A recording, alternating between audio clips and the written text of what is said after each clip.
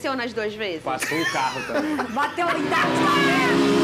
Eu vou fazer o Flamengo da última vez. Ó, da última vez o Flamengo. Era melhor ter assistido o WO. Tchau. Beijo, Isabelle Benito. Ó, o Flamengo, o que a Isa tá falando é agora já virou chavinha, hein, gente? Já estamos na Libertadores.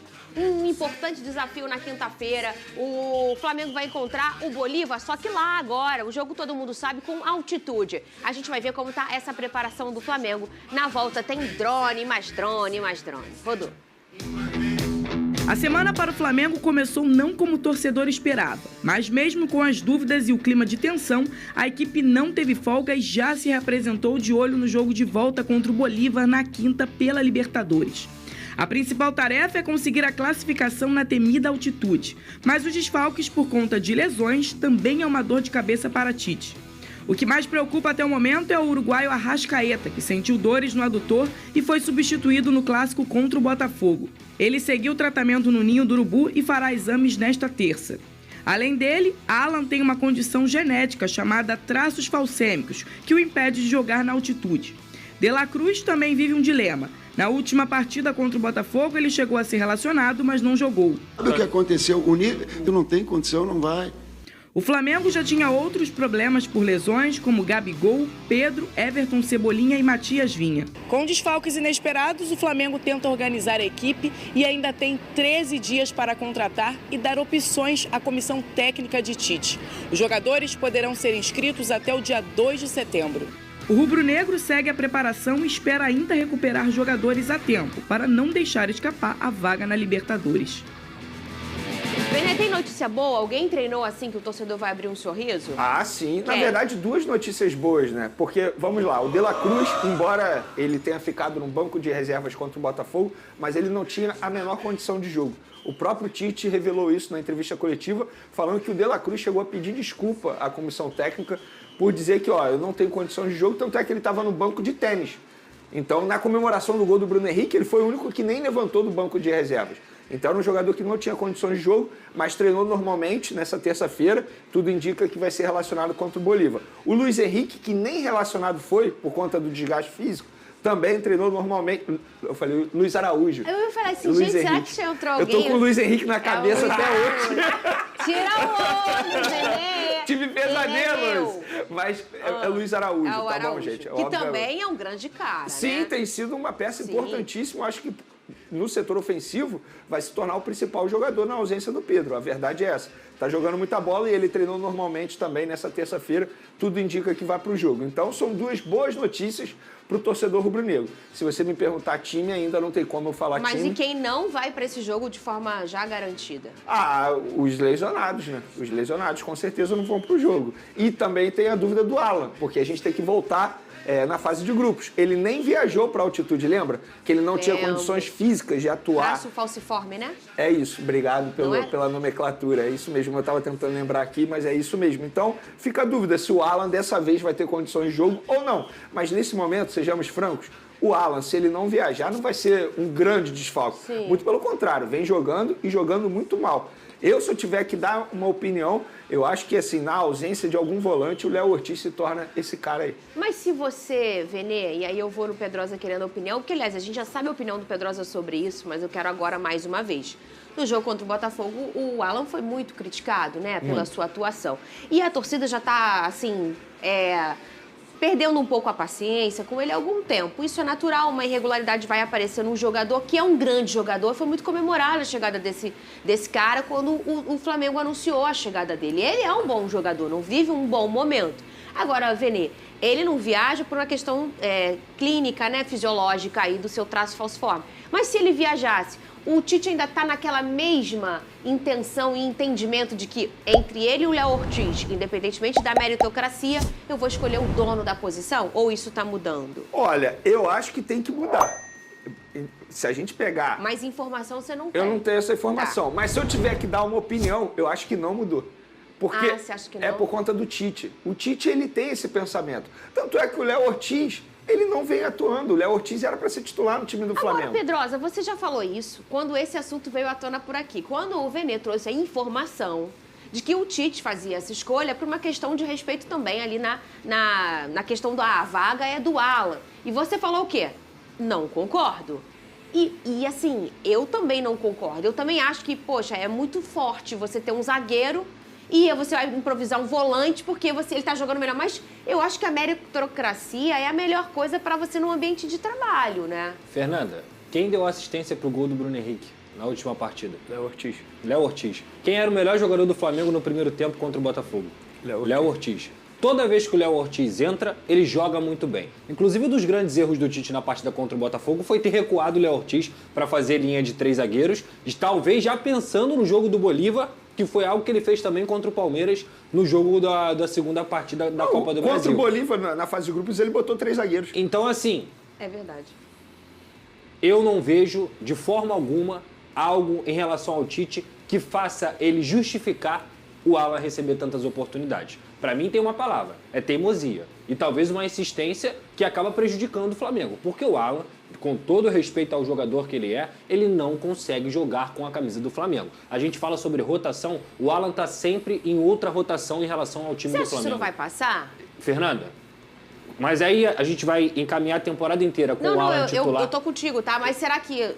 Mas não tá passando, não tá passando. E a partir do momento que não tá passando, que tem um jogador que mesmo sendo de outra posição, tá jogando melhor do que você, o outro jogador tem que atuar. Inclusive o Tite, na minha opinião, repito, ele não deveria pensar, principalmente para segurar resultado, em colocar 3 zagueiros. Deixa o time jogar da forma que tá jogando. O Léo Ortiz consegue achar passes verticais, ele tem um bom poder de destruição. Então, assim, se hoje fosse parar para pensar em segurar resultado, o Pulgar vai pro jogo? Vai pro jogo. Seriam os dois. Os dois têm que jogar de volante.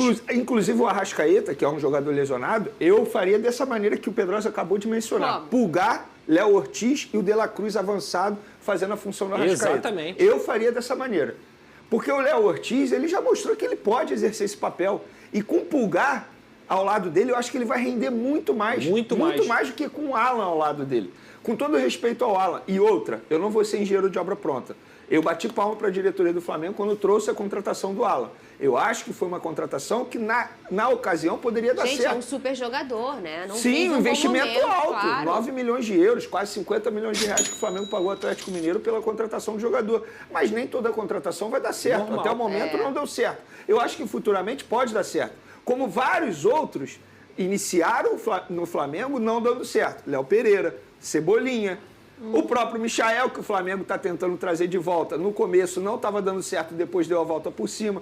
Vários outros jogadores. Eu acho que com o Alan pode acontecer. O Léo Pereira também. Léo Pereira, acabei de mencionar. Mas o que teve em comum com esses jogadores? Eles em algum momento foram preservados. É isso. Eles não estavam jogando, eles não verdade. estavam sendo entra, joga. Não é isso. Aí você acaba queimando um bom jogador, porque ele não está conseguindo desempenhar. E aí ele fica com uma imagem ruim. E vocês sabem como eu sempre torcida. falo isso aqui, principalmente com o goleiro, né? Eu acho que a proteção da imagem, às vezes, no momento, é a melhor coisa a se fazer. Verdade. Porque a torcida esquece, o negócio passa, o foco vira outro. E você protege a imagem daquele jogador. Tá desgastado? Você vê que o cara não tá conseguindo dar a volta por cima, segura um pouco.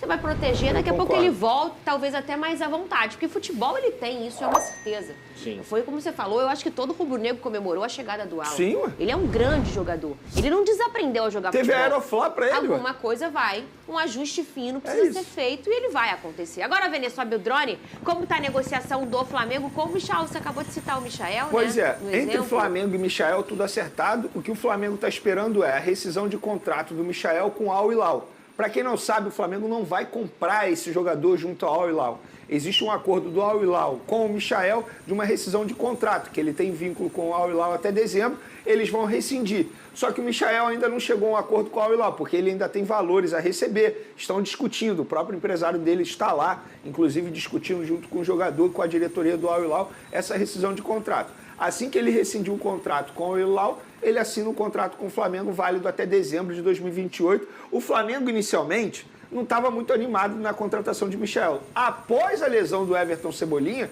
o Flamengo entendeu a urgência de contratação para um jogador para essa posição e entende que o Michael pode suprir a ausência do Everton Cebolinha. Se a gente for analisar futebol, eu não acho que vai ser um jogador para resolver a vida do Flamengo no setor ofensivo.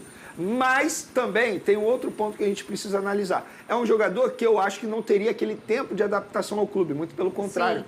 Ele já entende o dia a dia do Flamengo, é um jogador que a torcida iria abraçar, a torcida pediu a contratação dele. Eu acho que por um certo ponto é uma contratação que pode dar certo.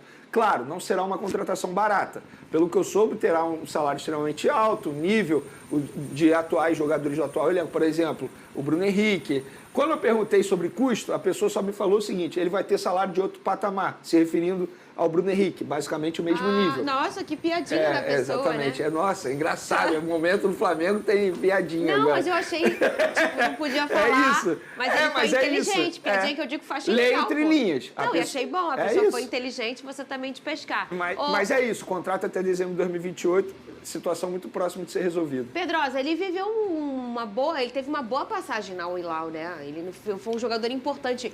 E assim, independentemente, eu acho que isso é uma máxima até no DNA do Flamengo, né? Não importa em que caixa de nível técnico encontra o jogador. Não estou dizendo que ele é baixo ou alto.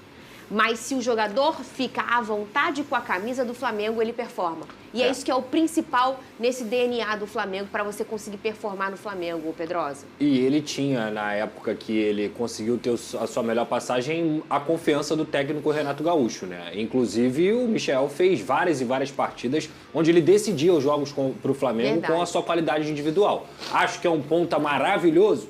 Não, mas acho que é um ponto que é importante para ele poder suprir a ausência de Everton Cebolinha. Sim, é um ponto que já está adaptado ao futebol brasileiro, que parte para cima, que tem esse ímpeto, inclusive, que levanta a torcida, né? Que mexe dentro do jogo ali com as jogadas de efeito dele. Eu acho que o Michael é uma boa alternativa para o Flamengo. Para esse momento, o Flamengo precisa de uma reposição urgente. Ele já é um jogador adaptado que quer jogar no Flamengo. Então, para mim, eu acho que é uma boa contratação. Inclusive, se eu não me engano, na final da Libertadores, ele não foi titular, né? Não, isso é até engraçado, porque com o Renato Gaúcho ele era o melhor jogador, só que ele não era titular. Ele não era titular, ele entrava durante o jogo. E assim, ele era o 12º cara, né? Eu acho que no caso de hoje ele pode ser novamente esse cara. Porque o Bruno Henrique, mal ou bem, ele já não é mais aquele Bruno Henrique. Eu acho que já deu tempo da gente perceber isso. Mas ele continua sendo um baita de um jogador. Então eu acho que o Flamengo vai precisar sim dessa reposição na ponta esquerda e o Michel é uma boa oportunidade. Vene, ontem você citou uma sonora polêmica do Marcos Braz, vice do Flamengo, sobre a negociação para a venda do Fabrício Bruno. A gente vai ver essa sonora do Marcos Braz, a gente não conseguiu mostrar ontem, né? Mas a gente vai mostrar hoje. Na volta, eu queria que você atualizasse sobre a situação do jogador e também desse a sua opinião sobre essa sonora. Cadê? Ele teve tempo para ter o sonho dele, para ter ido embora para a Inglaterra, não quis ir. E agora a gente está esperando a segunda proposta. Se a proposta for boa para o Flamengo e a gente entender que deva vender, a gente vai vender. O que importa agora é o sonho do torcedor, não o sonho de ninguém.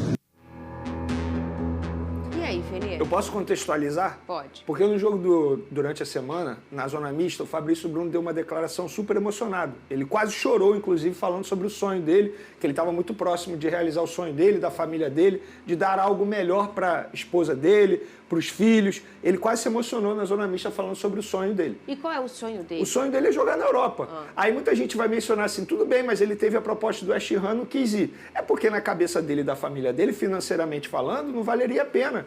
O sonho envolve também a vida financeira. E a gente precisa entender isso. E agora o Rennes veio com uma proposta, financeiramente falando, muito boa para o jogador. Ele vai ter um aumento só no primeiro ano de contrato de 30% do atual salário dele. Estamos falando de um jogador que tem um salário já extremamente alto no Flamengo. Então ele vai ter o sonho, vai realizar o sonho pela primeira vez na carreira dele, aos 28 anos, de jogar na Europa, de ter uma vida financeira estável, super estável, de fazer a vida financeira melhor da família dele, dos filhos dele futuramente. E aí ele falou sobre esse sonho e quase se emocionou. E aí, na zona mista, depois do jogo contra o Botafogo, depois do Flamengo ter tomado 4-1 e ter passado o vexame diante do Alvinegro, o Marcos Braz deu essa declaração aí que não caiu nada bem. Não só para o Fabrício Bruno. Isso é informação. O Fabrício Bruno ficou revoltado ao ler e ouvir essa entrevista. Revoltado. E não só o Fabrício Bruno. Vários outros jogadores não gostaram, porque entenderam que o que o Marcos Braz fez foi expor um jogador. E é sonho. Quem é o Marcos Braz para falar de sonho de atleta? E se ele está falando ali que agora ele está se preocupando com o sonho do torcedor, pô, Marcos Braz, você está mais preocupado em sua campanha eleitoral para vereador do município do Rio de Janeiro do que com o Flamengo. É isso que a gente vê nas redes sociais.